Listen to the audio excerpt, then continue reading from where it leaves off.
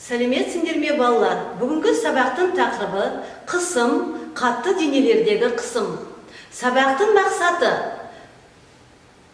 қысымның физикалық мағынасын түсіну және өзгерту әдістерін сипаттау. Есептер шығаруда қатты дененің қысымының формуласын қолдану. Ал балалар, мына суретке қарап сұраққа жауап берейік. Мысалы, жаяу адамның қармен жүруі қиын. Өйткені ол қадам басқан сайын қарға омбылайды. Ал аяғына шаңғы байлаған адам қар үстімен жеңіл жүре алады. Мұның себебі не деп ойлайсыңдар балалар? Әрине, шаңғымен де, шаңғысыз да адам қарды өзінің салмағына тең бірдей күшпен басады. Бірақ ол күштің бұл екі жағдайдағы әрекеті бірдей емес. Өйткені шаңғы бетінің ауданы адамның табанының ауданынан 8 еседей үлкен екен. Сондықтан ол шаңғымен тұрғанда қар бетінің әрбір шаршы сантиметр ауданының шаңғысыз тұрғандағыдан гөрі 8 еседей аз күшпен басады. Сондықтан осы күштің ауданға тәуелділігін қарастыру үшін қысым деген физикалық шамамен танысамыз. Қысым деп бетке перпендикуляр бағытта әрекет ететін күштің осы беттің ауданына қатынасын айтады. Қысым P әріппен белгіленеді. Оның формуласы P тең F бөлу S. P қысым, мұндағы F бетке перпендикуляр бағытта әрекет ететін күш немесе қысым күші деп атаймыз. S күш түсетін беттің ауданы. Халықаралық бірлік жүйеде қысымның өлшем бірлігі паскаль болып алынады. Бұл қысымның өлшем бірлігі Блейз Паскаль құрметіне берілген. 1 паскаль бұл 1 ньютон күштің 1 метр квадрат ауданға түсіретін қысымы. Шаруашылықта, техника саласында, тәжірибеде қысымның гектопаскаль, килопаскаль, мегапаскаль сияқты неғұрлым үлкен бірліктері де пайдаланады. 1 гектопаскаль 100 паскальға тең, 1 килопаскаль 1000 паскальға тең, 1 мегапаскаль 1.000.000 паскальға тең. Ал балалар, бейнероликқа назар аударайық. Кірпіштің салмағы сорғыштың деформациялануына алып келеді. Сорғыштың кірпішке әсер ететін реакция күші мен кірпіштің салмағы теңескенше, сорғыштың деформациясы арта береді. Алайда біз кірпішті тігінен қоятын болсақ, сорғыштың деформациясы бастапқыға қарағанда басқаша болады. Қысым күшінің әсері тек оның мәніне ғана емес, сонымен қатар ол түсірілген ауданға да тәуелді.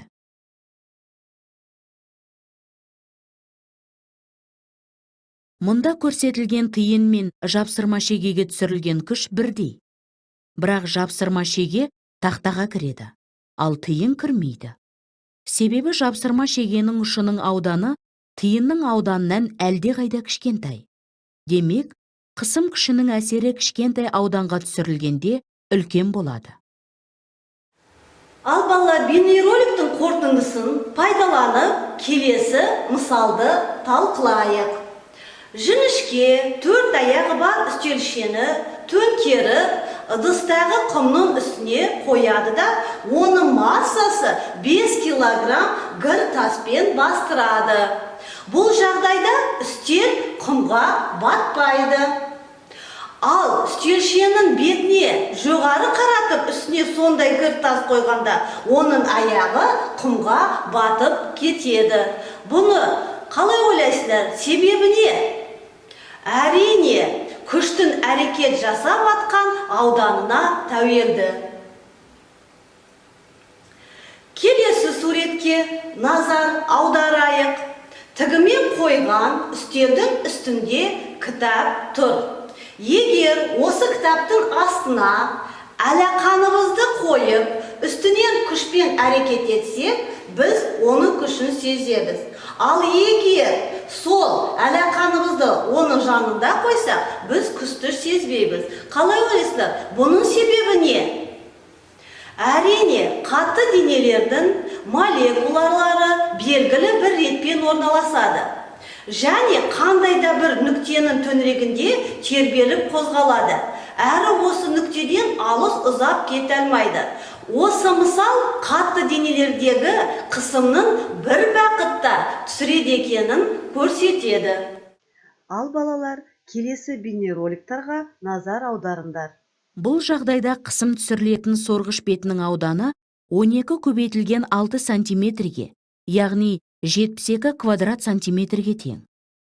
Кірпіш көлденеңінен орналасқан кезде, оның сорғышпен жанасу ауданы 12 сантиметр көбейту 24 сантиметр, яғни 288 квадрат сантиметрге тең.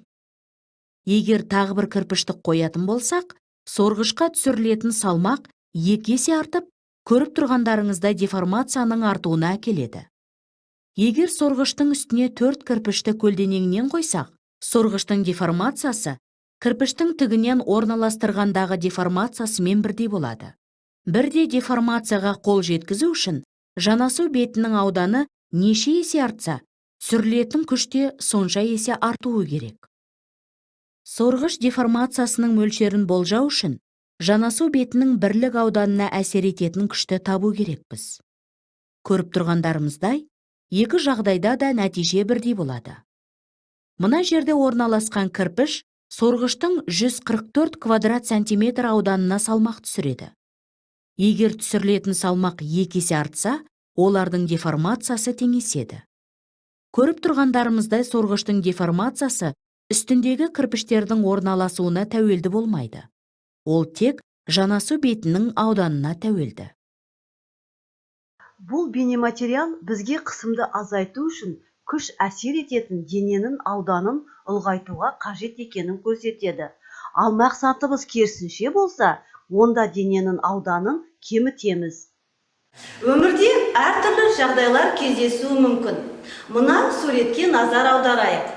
Балалардың қайсысы батып бара жатқан адамға көмек көрсету кезінде дұрыс әрекет жасап жатыр? Мұзға жатып, батып бара жатқан адамға ағаш ұсынып тұрған бала ма? Әлде мұз үстінде тұрып, батып бара жатқан адамға ағаш ұсынып тұрған бала ма? Қалай ойлайсыздар, балалар?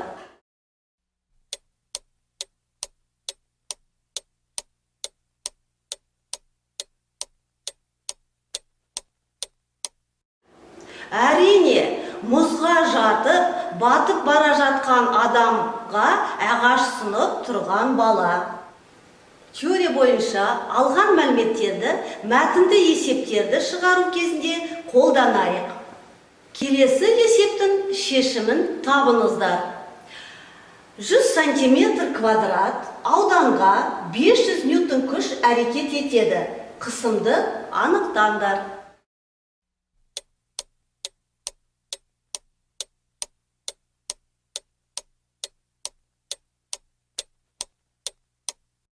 Берілгені аудан 100 сантиметр квадрат, күш 50 ньютон. Қысымды анықтау керек. Бұл жерде ауданды халықаралық бірлік жүйеге аудару керек.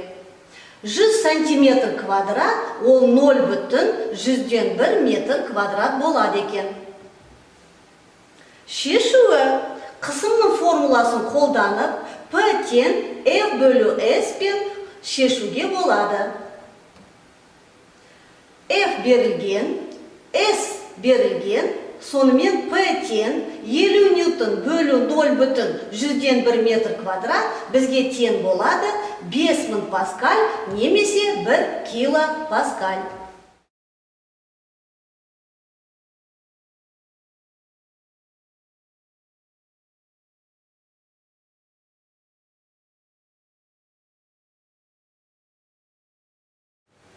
Ал келесі тесттің сұрақтарына 1 минут ішінде жауап беріңіздер. Қысым дегеніміз не? Қысымның өлшем бірлігі, Қысымның формуласы соңғы сұрақ 500 паскальға сәйкес жауапты көрсет.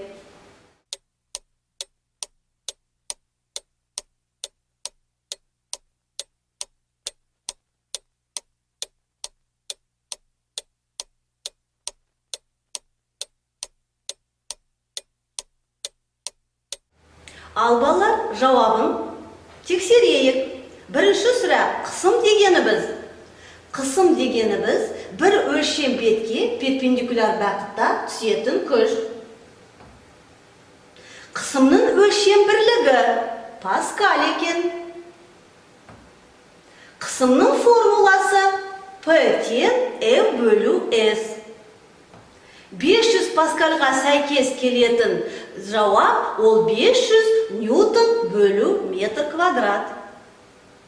Ал балалар, келесі тапсырмаға назар аударайық. Төмендегі сөйлемдерге дұрыс немесе бұрыс деп жауап беріңіздер.